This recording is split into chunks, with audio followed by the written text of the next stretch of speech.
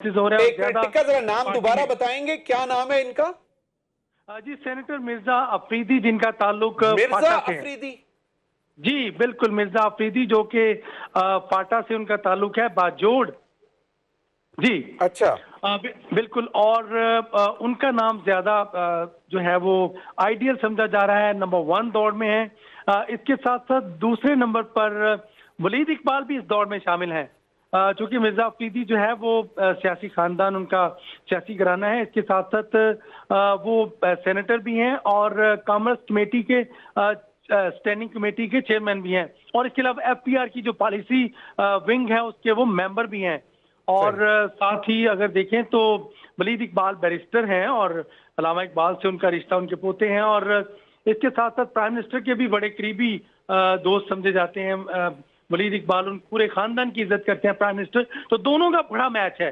फैसल जावेद खान भी इस दौड़ में शामिल हैं। कुछ तहरीक इंसाफ के लोग ये भी कह रहे थे कि नई एंट्री हुई है सैफुल्लाह खान न्याजी की, उनको भी बना देना चाहिए। और साथ ही मोहसिन अजीज हैं, इजाज चौधरी हैं, ऐसे बड़े नाम हैं जो कि इस दौड़ में हैं। लेकिन मिर्जा अफरीदी इस वक्त आइडियल समझे जा रहे हैं। और यस, दूसरे नंबर पे वलीद इकबाल जो हैं, सेनेटर सही। वलीद इकबाल, वो भी चलें, कोशिश कर रहे अभी हैं कि टिक्का मुझे अभी ये बताएं कि अब नंबर गेम में क्या सूरत हाल है। मतलब अभी तो मतलब अगर 52-47 की रेशो है जो अब तक है, इत्तहादियों की तरफ से भी, एमक्यूएम के हवाले से भी सुनने में आ रहा है कि शायद उनकी एक खातून वोट देने नहीं आ सकेंगी, उनके इद्दत में हैं वो, तो क्या बनेगा क्या?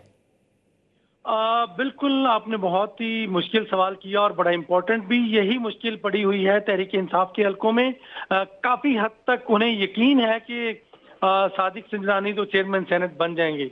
और दूसरा जो डिप्टी चेयरमैन है उसके लिए भी उसी कैंडिडेट को ले रहे हैं जिनके ऊपर सादिक सिंजरानी का हाथ है। चूंकि सादिक सिंजरानी को बलोचिस्तान के दीगर जो जमातें हैं वो बहुत सपोर्ट कर रही हैं। जैसे एएनपी को उन्होंने सपोर्ट किया बलोचिस्तान में, तो यकीनन बलोचिस्तान से अब उन्हें भी वोट मिलेगा एएनपी का। इसके साथ साथ जो एक दो सेनेटर्स वाली जमातें हैं वो यहाँ मैटर कर रही हैं।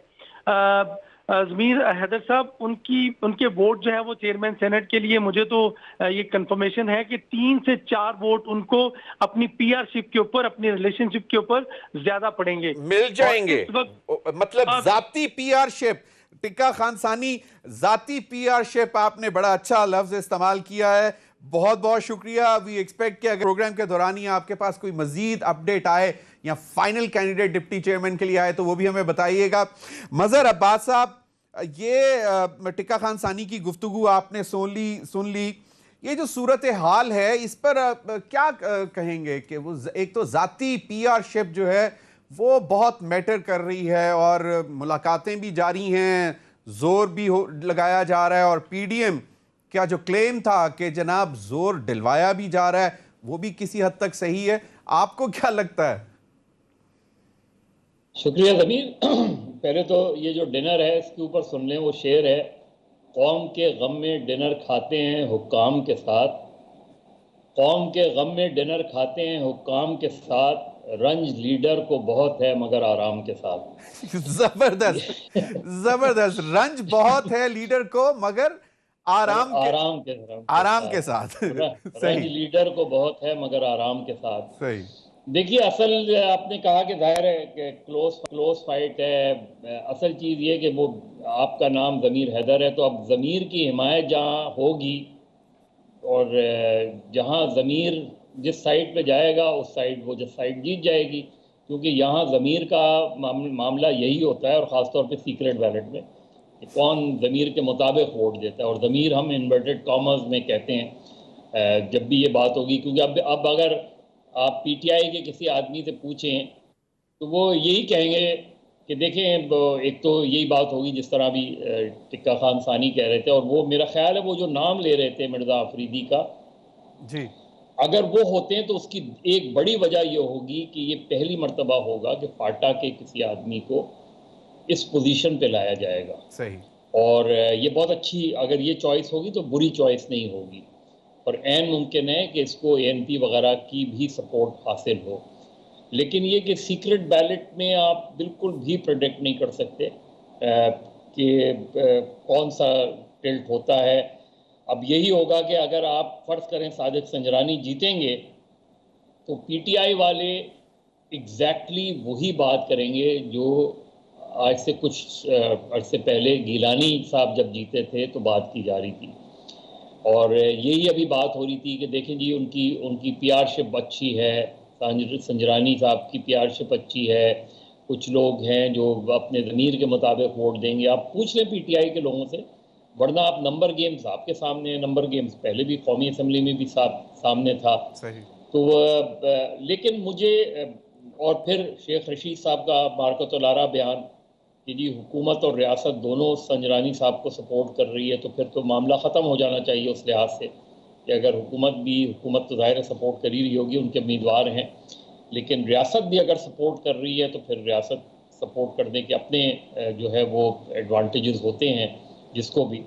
रियासत के चार सतून, रियासत के सिर्फ 4 सतून ही होते हैं ना, वही चारों सपोर्ट कर रहे होंगे या कोई और सभी रियासत में? रियासत के 4 सतूनों में एक ही सतून होता है, बाकी तो वो रियासत के उस सतून को पकड़े हुए होते हैं बाकी। अच्छा, तो, सही। तो मेरा ख्याल है कि वरना गिलानी साहब जो भी कॉन्टेस्ट होगा वो एक आध वोट का ही फर्क होगा, किसी तरफ भी जा सकती है। और जरदारी साहब खामोश खिलाड़ी हैं, खामोशी से खेलते हैं वो, और ऐसा नहीं है कि वो चुपचाप बैठ गए होंगे और जो बस गिलानी साहब को खुले मैदान में छोड़ दिया होगा। सही। तो मेरा ख्याल है क्लोज कॉन्टेस्ट होगा, क्योंकि अभी भी गवर्नमेंट पूरे एतमाद से नहीं कह रही कि संजरानी साहब जीत रहे हैं। अच्छा, बिल्कुल ये तो है। मजहर अब्बास साहब, एक चीज और मुझे बताएं कि अभी आपने ज़मीर का जिक्र किया, एक तो वोट डलता है ज़मीर की आवाज़ पर, और फिर जब इल्ज़ाम लगता है तो वो लगता है ज़मीर फरोशी पर। अब आसिफ अली जरदारी साहब, क्योंकि आप सिंध में बैठे हुए हैं, अब कहीं पे ये भी कभी आपने सुना हो, क्योंकि सादिक संजरानी साहब को एक दफ़ा रेस्क्यू कर चुके हुए हैं जरदारी साहब, तो शायद वो जो है अभी तक मौजूद हो, वो थोड़ा सा लव हेट रिलेशनशिप। देखिए, बड़े गेम के ऊपर डिपेंड करता है कि बड़ा गेम जो है वो पीपल्स पार्टी या जरदारी साहब क्या खेलेंगे।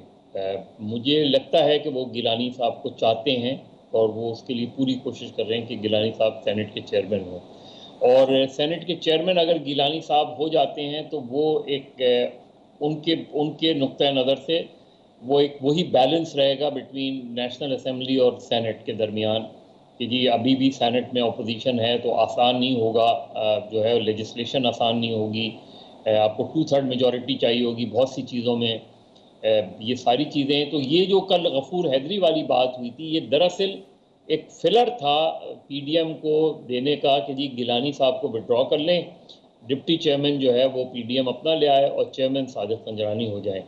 लेकिन वो बात बनी नहीं, लगता नहीं है कि वो बात बनी है। तो अभी गेम ओपन है। ये नहीं ज़रूरी है कि जो एएनपी के 2 लोग जो बाप के टिकट पर आए वो एएनपी के ही रहें, वो जो है संजरानी साहब के ही साथ रहें। कुछ इस वक्त जो चीज़ें हो रही हैं, क्योंकि कुछ दिनों पहले एएनपी के एक वफ्द ने जरदारी साहब से